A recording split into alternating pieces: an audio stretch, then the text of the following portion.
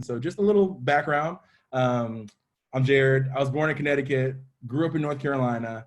We've also, as we've been married, we lived in 3 other states, so Oklahoma, Illinois, and now the best weather of all, just California. It's not even close. And so Shauna, yeah. Yeah, and so my name is Shauna, and I grew up in Queens, New York. Um, so a lot of my family is still there. And so then from there, like you said, I've also lived in Maryland as well as North Carolina, and we've been in different regions of the country. And now here we are in California with our 4 kiddos. So Yeah. we are here. So there are a few questions that were asked of us, and so we want to kind of just start with those. If things pop up as we're talking about some things, like Shai said, you can simply throw it in the comments, or as well maybe do a hand raise. And this is a conversation. So like I said, Shai said, we don't want to just lecture you for 45 minutes and then leave a few minutes. So we do want to talk about some things, some content, and then like if there's a thing you have a question about, feel free to just raise your hand. I can't see everybody on the screen because there are a lot of folks. So if you can even directing it to Shai may even be better for this part of the conversation. So one of the first questions that I think came up is, how do you talk to your child about race if you don't really know how to navigate a conversation about it to others yourself? Like, boom, like just start out with the easy questions. Like that's it. So I think we want to talk about it like this first. It would be hard to do that, but not impossible. It will be hard, but not impossible. I like to think of the conversation of race, whether you're talking about with your kids or others, as the form of a dance, meaning you may step on somebody's toes, you may get off beat, you may hurt somebody and their toe may bleed when you walk away, but please do not commit. Please commit to continue to dance no matter what happens in this conversation. Please, yes, feelings can be hurt. All that kind of stuff happens when you talk about a sensitive subject like this. And so I want to encourage you is to just commit to the conversation. And you're showing that you are willing to by coming to this one as well. So here's an important note. If you do not know how to talk about it yourself, or if you don't know how you feel about it, there's some self-discovery that has to happen in the beginning. You have to discover, how do you actually feel about race? Like, what happens in your body when the recent events happen? Like all of those things, like you have to discover yourself, where you are before you talk about it with your kids. Because here's the reality. We cannot take people where we have not been before. And so if there's some confusion or how, like you got to figure out, like, are you against it? Are you confused? Do you not like it? Are you for it? All those things. I think that's the first step of being able to just start the conversation of kids with your races. So you have to know where you are. Here's an important thing I think about kids. Kids aren't looking for a dissertation on race theory when they're talking to you as their parents. So you don't have to be an expert on it. They don't expect you to sit down and talk about the black codes from 1860. No, like you don't need to do that. You just have to be willing to chat about them in a way that they can feel it, in a way that they can feel what it means. And so certainly we were talking about one time with with McKenna and Emerson. You want to? Yeah, so our oldest daughter is 10 years old, and one of her best friends is Caucasian. And so when we are trying to give her examples or explain to her what is going on or some of the racial differences, being able to use someone that she knows, that she loves, that she has a relationship with, makes it a lot easier for her to understand versus maybe giving an example about someone else or pulling something from a book, which those things are helpful, but it really hits home when it's someone that she knows and she loves and is connected to. And then we're able to really kind of have a conversation from that. So one example, like it's funny, we were talking about with our kids, or our older two specifically, about how if they grew up in the 50s, they wouldn't have been able to sit in the same part of the bus. What made that sticky for our daughter is she met her best friend on the school bus. And so we were able to talk about it in a way. It's like, so think about this. You met your best friend, something happened at the church and they had these little buttons, and then McKenna saw the button. It was her first day in the bus, and she was like, hey, do you go to my church? And they're like, yay, we go to the same church. And we were like, if it was 1950, that conversation wouldn't have happened. How does that make you feel? And it's like, oh, that's sad. Like Emerson's my best friend. And so if I wouldn't have been able to talk to her because of the circumstances, that would be hard. Like that is a way that she felt it. We could talk about Rosa Parks and it's helpful, you know, but if you can talk about it in a way where it's somebody that they know and feel and that's different, like that is what's helpful. That is what's sticky. And we, because of where we lived and how we moved around, we've actually intentionally developed multi-ethnic frameworks, multi-ethnic social networks that allow us to have these everyday conversations with them that they can draw on to real people. And so whether it's multi-ethnic, also to people that are a part of different belief systems or religions. So for someone that is Jewish and the fact that they celebrate Hanukkah. So to foster a relationship with that family, with that little girl, again, making reference to McKenna. So now we can have a conversation about that. Someone in her class that is wearing a hijab and the fact that they're Muslim, we're able to have a conversation about that and say, hey, let's ask them some questions. Let's get to know them. And then when you start doing that, you realize, oh, they're just like me in many different ways. And the ways that are different in their household is a beautiful thing, whether it's something that they're eating, whether it's something that they're watching or however, but we can have conversations around that and they get to know the family and the people. Yeah, we had fantastic neighbors, Hatice and Hussein, when we were in Illinois. They were actually from Turkey. They actually had to escape Turkey. Fascinating story behind. But the reality is, like, then they got to know someone who was the other, and then we can talk about it in a way that's real, that's sticky, and that they can feel. So it's I don't think kids, just from our experience, are looking, like I said, for the dissertation. Like, how can they make it? How can you feel it? And so, like, one of the other questions, and this allows us to dig a little bit deeper, is like, what is the appropriate age that you can start this conversation? And I would say as early as possible. So here's why. So I didn't make up this data. I'm not an expert, but I do read experts. So let me tell you what some of the experts say. So experts say, like, the process of learning racial bias is like learning a new language. When you are immersed in it, like when they're 0 to 6 months, it's gaga, goo goo, da da, all that kind of stuff. And then as they get older, your language gets more sophisticated. Well, in the same way, bias works that same way. So, like, studies show that as early as 6 months, a baby's brain can notice race-based differences. At 6 months, a baby's brain, they notice that. Between the ages of 2 and 4, children actually begin to internalize racial bias. And here's the third thing. By 12, many children are already set in their beliefs. They're set, like, that is the framework. And I thought about that in several different ways. Like, I have friends who maybe were born in different countries and now they're here, like, and they moved when they were 12 or 13. They still carry the same accent from where they came from. I pick on my wife all the time because she's in New York City. And there's certain words that she says that I'm like, oh, that's New York that just came out. Especially when she says, like, father. It's like, oh, my father. You're what? Your father. But it's like, up to that age 12 or 13, there's a heavy formation that's happening in that moment. And race-based, like, understanding is happening in children's lives. And so the reality is we do have to figure out age-appropriate ways of how do you talk about it? How do you display it? But remember, communication is not just words. It's also actions and what they see. So, like, what is appropriate? So like I said, it's important for us to know what's appropriate when we create environments where children can recognize multi-ethnic identities as normal in their lives, that they're beautiful and also in the image of God. So if you got infants, like, we, as people of color, like, we're very aware of the dolls that are in our home. We're very aware of when we go to a preschool, the dolls and the books that are on the shelves. And so, like, for one thing you can do to start thinking about from your kids as young as 1 and under, even 2 and under, like, take an inventory of the dolls that you have in your house, the toys that you have in your house. What images do those reflect? Who are the friends that eat dinner at your house? Like, it's easy to say, like, man, I'm multi-ethnic and I love all people. But if no people who don't look like us ever come over our house, how are our children who are 2 and under ever see that? So that's what's communicating, not just from words, but from actions.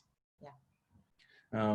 When you think about preschool age, like, take inventory of the books that are in your home. Like, what are the pictures about? What's the color? What are the images that they display?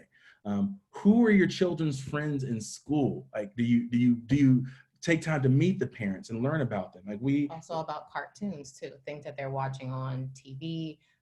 the characters that they're seeing, and also during that time too, if a child is noticing something, again, to start a conversation with them and to talk about those differences, to tell them how those differences are beautiful, and to just have it's a small thing, us kind of just planting a small seed with them when they're noticing those things in themselves or when they're noticing them things in someone else too. You want to talk about when we were in Oklahoma, Nichols Hill? Yeah, so when McKenna was around 2 years old, and we lived in Oklahoma, we were at a preschool. And one of the things, as Jared was saying, that was very obvious to me when we went to this preschool was that McKenna was the only one, she was the only Black student in her class, first. And then secondly, as I went in there and they were giving me the tour, and at that time, because she's a little girl, she's very much so into imaginative play and using dolls and things. There were no dolls that had any brown skin or shades of brown. They were all white. And this was a pretty big bin. I would say somewhere between 15 to 20 dolls. And so now as a parent, I'm thinking, now my child's gonna be here every single day. All the dolls, all the posters on the wall, all the material and literature that they're showing me, none of it reflects her. And now I have to leave her here for 6-7 hours while I'm at work. What am I going to do about this? How do I, handle this kind of a situation? And so one of the things I did at that particular preschool was that I bought dolls. I had a conversation with the director and shared with her my concerns. And a lot of it, to be honest, she didn't even notice. She didn't even realize. But also as kind of a good faith measure, I bought the dolls and brought them to the daycare to show that I was serious and that I'm willing to be a part of the solution. I'm not here to just complain, but this is a real concern for me and for my daughter. And so, yeah. And here's the reality, like, nobody at that school was like racist. It wasn't like oh, they had all KKK hats on. No, it's actually a really good preschool. It was part of a Methodist church. They had plenty of money at that school. And it's just an oversight. Why? Because they didn't encounter people of color a lot. But think about this. The kids who were in that school, our child is probably the first Black child they may have engaged with ever. And those are just things to think about. Like, there's double formation that's happening at any given moment. And then when those clash, that's when we see the divides that we have, because there's this lack of understanding. Like, so for me, when you think about it, I have a personal story. And it's so funny. My man, where's he at? Steve from Asheboro. So I would tell you this. When I grew up I was in elementary school in Durham, North Carolina. And we went to everybody, if you're in North Carolina, you go to the Asheboro Zoo. Like, we call it the San Diego Zoo of the East. It's really not that good. It's good, but it's not. It's the best. And so I was 5 years old, 5 or 6. I think I was 5 years old. We went to the zoo. And so I was maybe one of four, maybe 5 Black kids in my class. And so everybody got off the bus, and there was a mom who said, "Hey, everybody come and get sunscreen." And so she started putting sunscreen on all the kids. I come up and I was like, "Hey, can I have some sunscreen too?" And she goes, "Oh, you actually don't need any." And it wasn't nasty, like it wasn't there, but like in that moment at 5 years old, I knew there was something different about me, but I didn't have the words to articulate it. There wasn't anybody around me to talk about it. And so like as a 5-year-old, I'm trying to, okay, well, and I mean, it's a 2-minute thing and then I'm off to see the lions. So like, I didn't go in this deep, dark despair of, I'm so different, why don't I have sunscreen? I'm 5, I want to see lions. But as I reflect back on it, I do remember having a short conversation with my parents about, I was like, hey, like, I wanted to get sunscreen, but the lady said I didn't need any. And they're like, oh, don't worry about that. Like, you're good. And so we didn't really, but I knew as a 5-year-old, like something was different about me, not good or bad. I didn't rank anything, but I knew something was different about me because of that interaction that I had with an adult. And so, like I said, there's ways, like if those are happening in your children's lives, how do you engage with questions and curiosity to talk about this in a way? Another way, like when you talk about age appropriate ones, is our movies. You want to talk about about Zootopia? I love Zootopia. And our kids love Zootopia, but it's a great platform to talk about diversity and to do it in a way that doesn't feel as uncomfortable. And we've done that with our children and it's been really successful. But when you're talking about someone that's between, 5 and 8, 9-ish, what have you, it's a good venue, a good gateway to have conversations about something. So yeah. So yeah, watch the movie Zootopia and talk about it with your kids. It's all about othering, like, and what that means. So that's just like, if you're not comfortable with like the historical content, you can like, I'm sure everybody in this room knows what it feels like to be left out.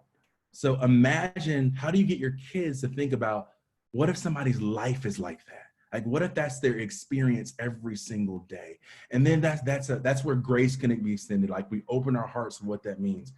So for us, like, you know, the whole thing, you know, with the George Floyd situation that happened, and they were the not the riots. There was a couple riots, but protests that was happening, and so they happened here in Long Beach. And so, you know, we started having lockdowns, and like my kids were like, "Well, we got to be outside the house so soon." So we're like, "Okay, we got to talk about this now. Like, we have to talk about it." And so, like, the way that we engage this conversation is, we want to find out where they are. What do they know? Like, well, hey, what do you know? And then like, they can say, well, I know a black guy, he was arrested and then he died. And then so, like, that's where we started the conversation. Like, well, how does that make you feel? Like, what do you know about the man? Well, I know he was black. I said, well, what do you think about, you know, black? Well, they're black, so they're going to say they think, you know, obviously. So I think that conversation, but we found out where they were and got curious about where they were and asked questions. And that's how we began to talk about, like, injustice, a larger conversation. We got to talk about police brutality for our kids. But here's where it makes it even really funny and interesting. So when we talk about police brutality, my wife, one, was a crime scene investigator. So she worked in police departments, as well as her father, my father-in-law, their grandfather, was NYPD for 20 years. So there is ways that we can then talk about this, that we can name facts with our 10-year-old. Now, our 7 and 4-year-old, not too much, but our 10-year-old, we can go a little bit further. And we actually started watching this documentary. And I would encourage you to write this documentary down. It is on Amazon Prime. It is called The African Americans' Many Rivers to Cross. And it's by Henry Louis Gates. It's just a fantastic, fascinating history. I learned a lot. There are things that I didn't learn in school about it. So if you have Amazon Prime, it's free. You know, there it is. So I don't know if you can get it if it's not on Amazon Prime, but it's a really good documentary that just talks through historical facts. And so us and our 10-year-old, we can watch it, and then we ask questions about it. Where I say, how does that make you feel? And we just took time to watch it. So we weren't going to sit there and watch something for 3 hours. You know, we took it in 25-minute increments and then stop. And that's one night, you know, and then we kind of just, you know, each night or every few nights, and then we would just have conversation about it. Clearly, she's not going to catch and understand everything, but it just starts to kind of plant those seeds, and we'll hopefully in the future, we come back around. We talk about it again, we add a layer, a layer, but at least we're starting that conversation, and it gets her to start thinking. And so I think that is the really important part. Like, how do you seed it early, and then you have the hard conversations and the difficult ones? Because there are some really hard moments of that documentary when it talks about slavery, when it talks about rape, it gets into that. And we felt like it's appropriate for our 10-year-old to hear that. And I'd rather hear it from there, and we can digest that, versus like them hearing it from someone else and then trying to come up with their own questions. Because our oldest daughter is like, really, she'll go into questions and like go in this spiral. So we have to know, okay, if we can introduce this concept, then she feels safe to talk about it with us. We believe that race should be talked about in the homes the same way that we want to talk about sex, the same way we want to talk about safety, the same way we want to talk about money, all those things, because race is something that has infiltrated our society.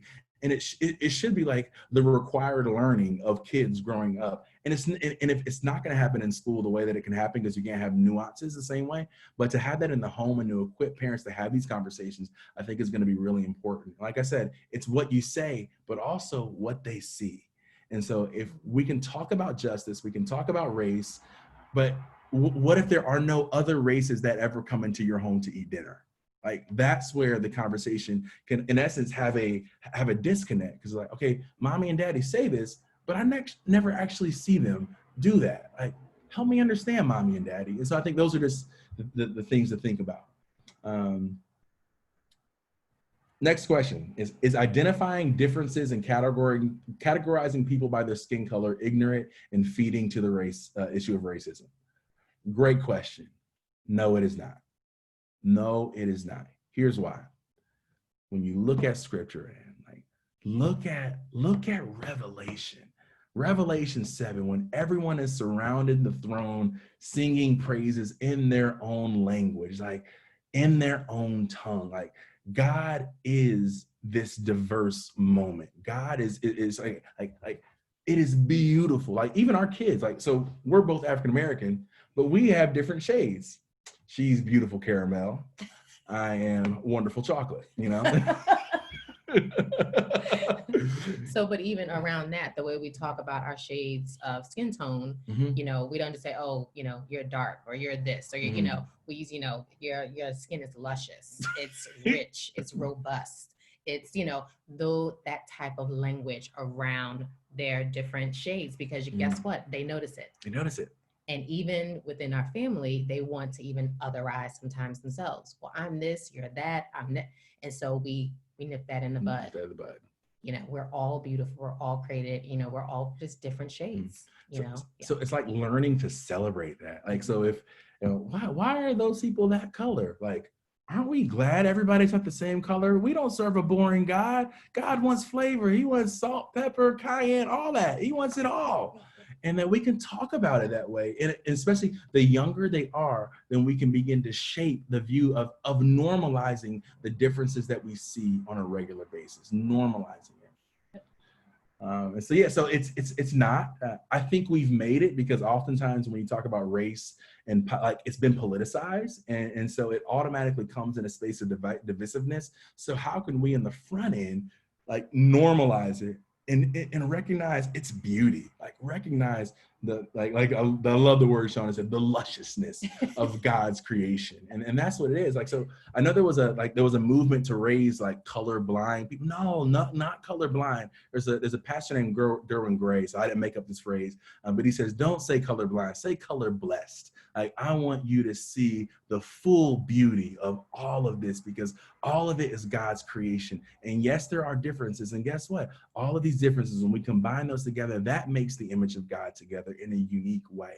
Like, there is a subtle theology that you can insert into your conversations about, this is what God is calling. Like, this is who we are. It's so beautiful.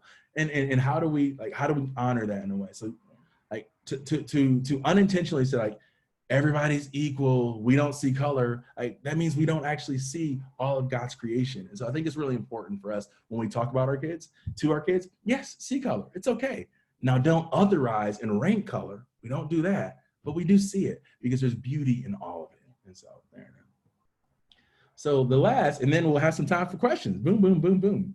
Are there any books you would recommend that can help me explain the topic to my child?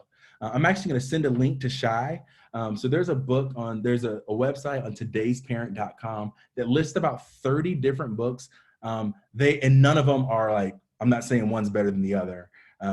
They're just really good resources. They're children's books. So they're not like, 62 page, things that you have to, have a dictionary beside you, but it just talks about that. But I think I would encourage you not just to look for books that talk about race, but look for books that simply display it, to begin to normalize it in your family, normalize it in your home. So like for us, like a method that we've done personally in our home is like our oldest daughter, she loves to read. And so we got her a book that with Simone Biles. And so she read the book on Simone Biles. Because why? Because then she can see there are girls like her who are succeeding. And like representation really matters. And let me explain why it matters, the ability to see. So my brother's a pediatrician. So he's brilliant. Like, he went to Duke and Vanderbilt and all that stuff. He got the smarts, I got the looks. So we're just gonna name that. She agrees with me most of the time. But so he's an actual pediatrician. One day our daughter, when she was like maybe 4 or 5, about 3.5, 4, she was like, you know what? I want to be a doctor when I grow up. And I'm like, oh, that's so cool. Like Uncle John? She says, no, like Doc McStuffins. and why Doc McStuffins? Doc McStuffins is just a Disney cartoon character whose shade of skin looks like my daughter's. So she saw that, oh, if Doc McStuffins can be a doctor, I can be a doctor too. So like representation and those little things matter. It also opened up us to a conversation about adoption. We have 4 kids, so we don't know if we're going to do that, but but it talked about it because one of the episodes, Doc McStuffin's parents adopted another child, so it allowed us to talk about, okay, now there's diversity in, like, not just in skin color but also in family types. And so, but it just was a gateway for us to have the conversation in a way that we didn't have to research like a bunch of stuff that we don't really know about, but then it just sparked the conversation. And I think even to this day with her, like we said, with her being 10, this is something that happened around 3 or so, to where she still has an interest today in adopting. So that's something that she has already kind of stated that she wants to do when she becomes an adult. And I was like, I never would have thought that that's something she would have thought about or that she would consider. But for her, it's a way that she wants to build her family when she becomes an adult.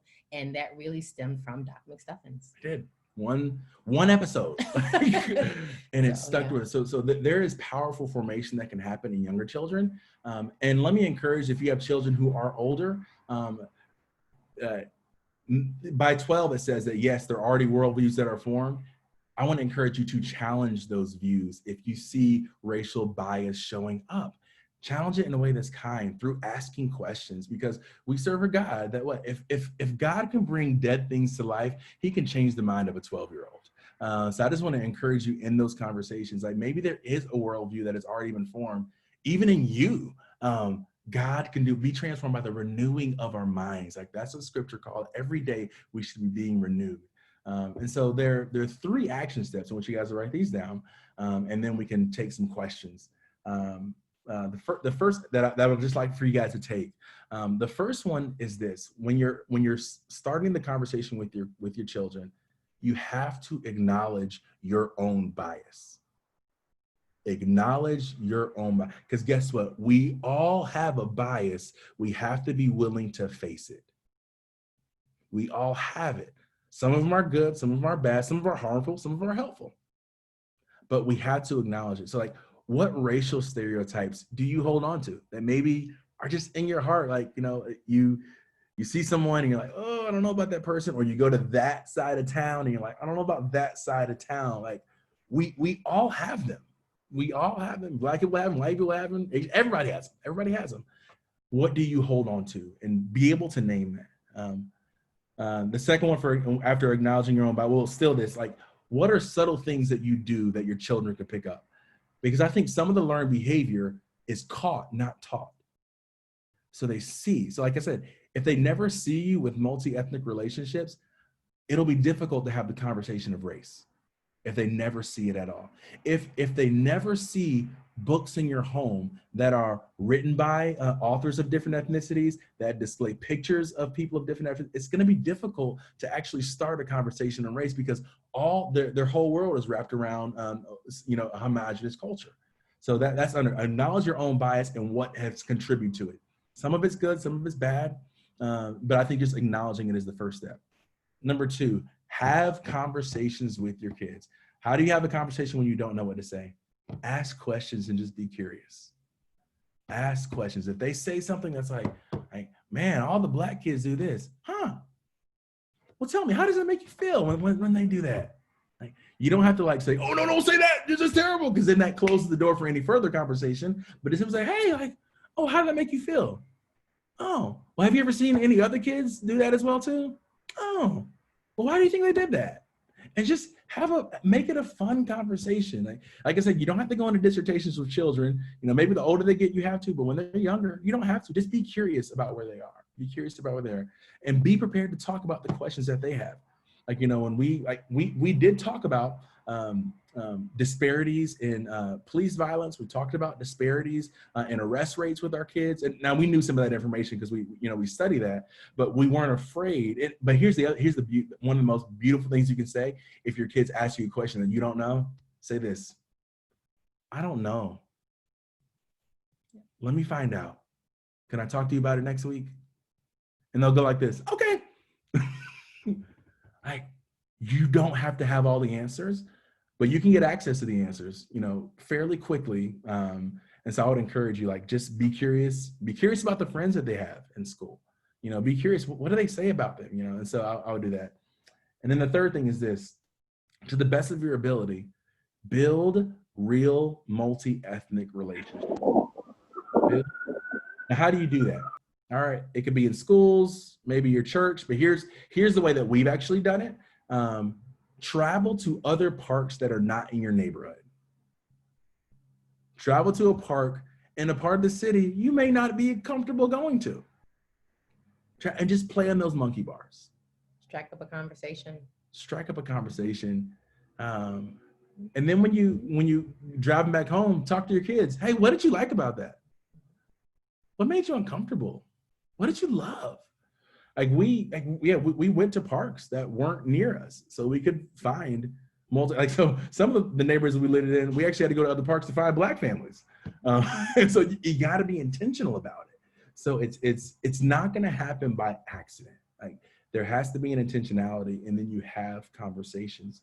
And you can see where you are, you can see where your children are, and then there's a beautiful conversation that can happen together. And like I said, it's a dance. Commit to dancing. And there's one thing I just want to say finally is, like, our work as parents is to raise our kids in a way that they experience multi-ethnic relationships and they identify them as part of the kingdom of God, just like I am. And to do that, like, yes, it's going to take some work. Yes, it's uncomfortable. But I believe there's a lot of beauty that comes out in the end of that. And so with that being said, I open for any questions, comments, concerns.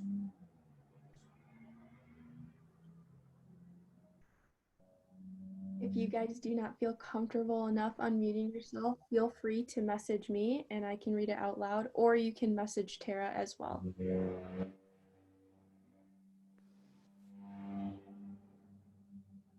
Okay, I have a question. All right. And I wasn't planning to ask it out loud, but go for it. I'm gonna go for it. So I don't personally have any kids yet. So I work at BurlPres at the preschool, and I've noticed as like a white female that I've like been experiencing a lot more like white guilt. So I guess my question is, like, as a white person, like, do you think as I get more involved in the community and learning more, would I feel better? I don't know if you can really answer that for me, and I hope that didn't come across as offending, because I know it's okay. Let me set these rules. There are no bad questions. The only bad question is the one you don't ask. There are none. And so first of all, thank you for being vulnerable. Thank you, because that took a lot of courage to say that in front of a bunch of people you don't know on a Zoom call. So thank you, first of all. I just want to just honor that in you. I think that's just part of the process for some people. And I want to encourage you, don't be guilty. And there's probably some internal work that has to be done, and yeah, right. A lot of conversations. But I want to encourage you. The fact that you're asking the question shows your desire to move forward. So, right. Okay. Thank you very much. Appreciate it. So I have a question, if I may. Jared, like you guys. Neighbor. We have kids that are of different age levels. So this is 12 and our youngest is, 4, 5. That's why I keep her around. I find that a lot of times we have these discussions in the cars, and it's really hard to I feel like I don't know what you guys do, but I feel like it's a different level of conversation with the older ones. And when we're having discussions, I find it really hard to stop the discussion because the older ones are asking such great questions, and I really want to address it. But the younger two, like our younger one, started crying, saying, I thought police officers were good people. Why are they bad? Why are white people so horrible? And I'm like, okay, I got to really try to figure out how to, I don't know how, do you have any guidance on that? Like how to separate out the conversations and not, like, I know you said we could come back to it, but I really want to, like, if they're curious, I really want to kind of hop on the answer, and, and I think you can, while they're talking, you can give a response, maybe a minimal response. And then later on, if you're able to kind of separate them. So now you're saying about your 12-year-old, when you put the younger ones to sleep, say, hey, I know we were talking about this in the car today. Let's talk a little bit more about it. And then to kind of get into more detail at that point. Because in the car, like you said, you're kind of feeling trapped and like you don't want to go into but so much because of the younger ones that are there. So. Yeah, I would say, yeah, it's like, I know we're 4-on-2 as well. So it's like divide and conquer when you can. But yeah, like you said, if it comes up in the car, like, yeah, just don't panic. And yeah, like if all cops aren't bad. So let's say like her father's a cop. He's not a bad man. He roots for bad teams, sports teams, but he's not a bad man. But I think you can say, no, and let's talk about that. Or like, hey, why do you feel that way? Like there's ways to engage the conversation and just like, let all the lights be green so we can get home and we can figure out how to go deeper or whatnot. So it is, man, it is hard, like because we're 10, 7, 4, 5, and 2. So it's and even again, like when we're having conversations with McKenna, especially like talking about puberty and talking about things like that, that's not something that I'm going to discuss in front of my 5-year-old. Mm-hmm. So those are kind of conversations. Hey, you know what? Later on tonight, let's kind of pull aside and let's me and you discuss it a little bit more. Let's table that just for a few minutes or just until tonight, and to try to kind of put a lid on it just for a little bit. Just for a little bit. Yeah, it's so. Yeah, I think we learned the hard way that oh, I have to, don't worry. That our 7-year-old wasn't ready for those conversations. Yeah, very much so. Yeah, when you're washing dishes and someone just asks you, why'd that come from? Yeah, and I'm just like, after I finish washing dishes, we can talk, trying to. Yeah. So, no, good question though, Paul. There was a question submitted, and it says, we live in a country that is only 2.8% African American. How do we have these conversations when we do not have the ability to provide a real life opportunity to interact in our schools, churches, etc.? Great question. I mean, county, not country, county, right? Oh, county, yeah, I totally missed that. That data's not quite right. I missed that one, man. Okay, that makes sense. That makes sense. No, great question. Well, I think that's where things like Zootopia is helpful, because you talk about othering. Because regardless of whether it's race, regardless of whether it's class, regardless of socioeconomic status, we all put up these dividers of who's in and who's not. So I think there is that aspect of it, to where what are the ways that you can talk about, and then a way that they can feel it. Like, how does it feel to be othered? And then, yeah, because there are some natural demographics in some counties and some parts of the country that don't have the multi-ethnic thing, but there are different classes, there are different, or sometimes it might mean, I'm gonna drive to the next county to go to the park a couple times a month. Like it is an inconvenience. It could be an inconvenience, and it doesn't mean that you're gonna be. But there's the exposing so that it becomes a natural part of the worldview. Books, the same thing with the books that you read, the shows that you watch. So all those things I think can play. But that's a really good question. That is a real challenge of how do you overcome that. But if you can figure out the othering that happens in your county. Then working through that aspect of it. And then can you thread a line of race to that? Can you thread a line? So yeah. And yes, there it is. See? There. You see this, Sarah? He's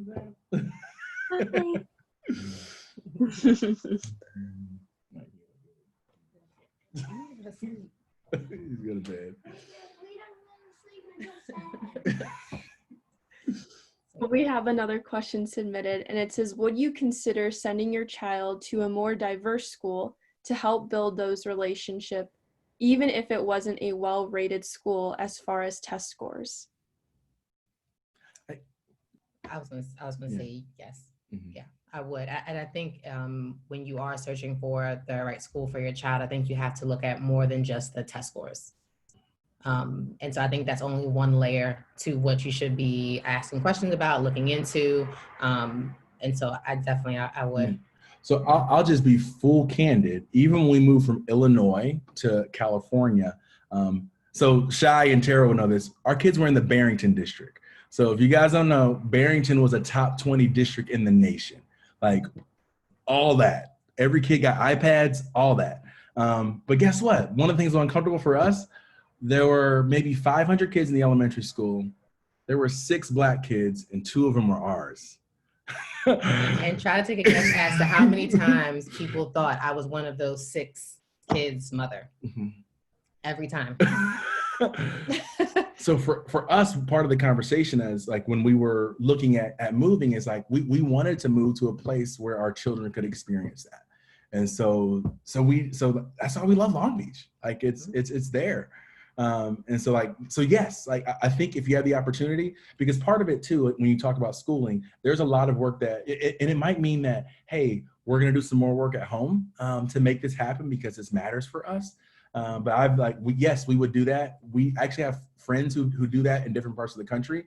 And then here's the beauty is that then those parents actually begin to invest in the livelihoods of those children in those school districts, which makes it good. It makes it better. It brings that up. And so yes, we would. But that's a personal, if you wouldn't do that, that's no shame in that either. So I wouldn't say, like, if you're not going to do that, you're not good. Like, don't hear that either. You have to make the best decision for your family. And if the school thing doesn't work, like meaning you don't feel comfortable with that, well, all right, well, then maybe there's a park district you can hang out. Maybe there's a YMCA and you can join a team that there are different ethnicities as a part of that. And so I think there are different ways that you can do it. You do have to make the best decision for your family. Good question. Why don't we take one more question and then we will wrap up.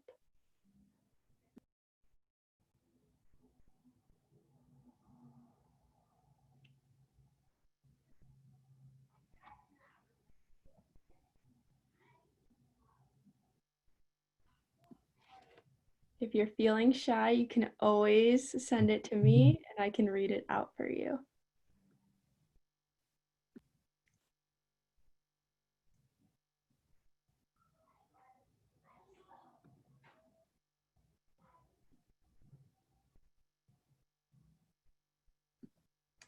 How do you take ooh, I see this one. Ah, is that Derek and Amanda? Ooh. Sorry to call you out. It's my homies. Just watch Shauna. She does.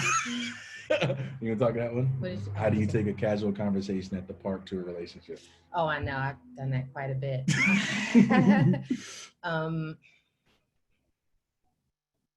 I think you kind of have to feel it out a little bit. I mean, you don't want to be too awkward or make someone else feel uncomfortable, but I think definitely there have been times where I've gone to the same park I've visited and I've seen the same mom and we, keep having conversation. I don't think there's anything wrong with saying, hey, our kids get along well. I think we should definitely, maybe do another play date, hang out another time, and then to kind of build from, to build from there. But I think it definitely can be done. And even if you don't go that far, I think being at the park, playing in the sand is a great venue to have conversations with different people.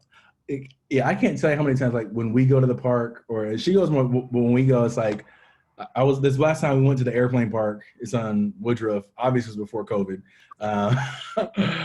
But like, there were two kids who were playing and then my son started throwing the football and then I went over there and then me and the parent and their three kids all started throwing the football together. So it's like, there's just like, kids are a great avenue actually to develop these because it's, they're playing along really well. And then it's like, hey, like, like don't try not to be awkward. Like, hey, can we get your number? And, I'm our, play date, 2:00. And I was like, hey, when's the next time you're coming? I'll be here tomorrow. Oh, cool. Well, maybe we'll see you. So that's a way to do it. And then after 2 or 3 times, maybe there's a number exchange and dinner, obviously post-COVID, you can do a social distancing lunch outside of your house or something to that extent. But I think there are ways and the parks are prime real estate to make that happen. So I would encourage you to do that. So I lied. So we'll do one more last question because we got 2 people asking similar things. So is African American the right terminology to use or is there a better word? You can get different questions from different answers, different people. Like, yeah, I think it's fine. I think, it's, Black is fine. Just don't say like the Blacks or anything like that, or the African Americans, then you're fine. But you could ask somebody else who go like, no, that's wrong. So But we don't have a preference. We don't have a preference. Yeah. It's a dance. So you might step on somebody's toes and just, oops, my fault. We'll do that. So yeah, for us though, it's there. Yeah. All right. Well, we just want to thank you guys so much for coming. We want to thank you, Jared and Shauna, for just being vulnerable with us, teaching us how to dance correctly, dance in a way where, we can just learn. And so we just want to encourage you all that attended tonight that this isn't a one-time conversation, but this is something that is going to consistently happen. And so if you really enjoyed this, well, maybe we will have a second class as well. There's some information that Tara just put in the chat. If you have any questions, comments, concerns, or want the list of books that Jared mentioned, you can email both of us, and then we will send that all to you. A reminder, if you signed up through the Eventbrite, you will be getting an email tomorrow with this recording, so you can rewatch it if you couldn't keep up with notes. I know I couldn't because there was just so much great stuff. And then you'll also just be getting the list of books and some next steps. And so just want to share next steps for BurlPres Kids for you guys, because some of you do have kids here and some of you have grandkids, nieces, nephews, so be it. So just want to share some things that are happening weekly with us. Let's see if I can get this up. There we go. So we have a YouTube channel, and this is where we post weekly kids sermons. Normally the age that we suggest is under pre-K. Then we have an Instagram and Facebook where you'll probably see some highlights from tonight on there. And then we also have a Spotify account where you can worship with your child, which is a super cool opportunity. And then there's some Zoom connects here. Again, if you have any questions, comments, or concerns, you can feel free to just email me, and all that information is below. But if you guys are ready, I would love to just pray us out, and then I hope you have a great rest of your night. So if you feel comfortable, just bow your heads and close your eyes with me. Dear Heavenly Father, we are just so grateful for this opportunity to just learn more on how to respect your creation. Lord, we look so different and we have different gifts and talents that you blessed us with. And so I just ask for you to give us clarity on how to love each other the correct way, the right way.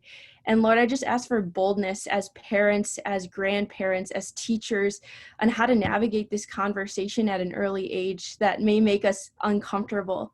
But let us step out of our comfort zones and just approach this with just eagerness to show people the beauty and the masterpiece that God has created.